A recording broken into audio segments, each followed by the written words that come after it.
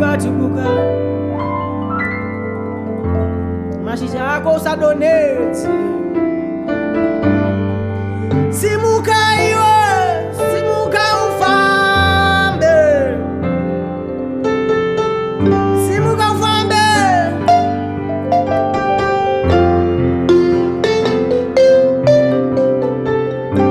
Simuka ufambe.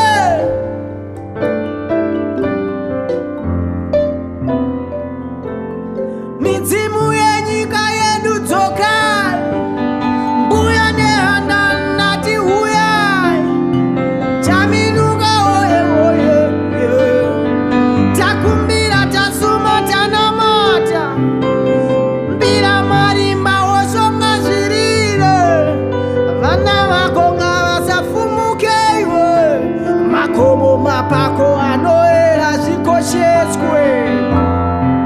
Tarira mbuteyo, tora buteyo, dzokera kutsika dzako iwe.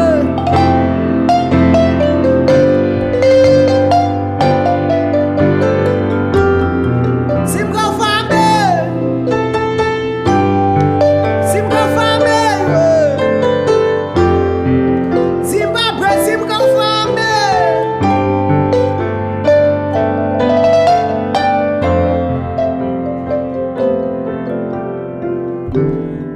Usade kumanya usati wakambaira, chinamato chiya chako chiripi chemabira.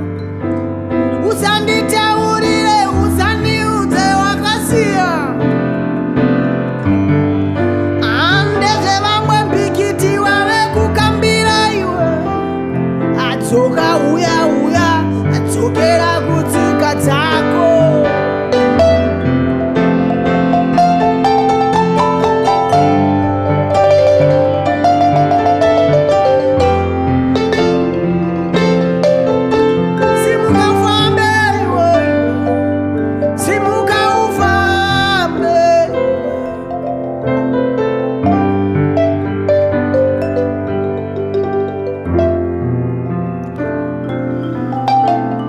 Vechidikisi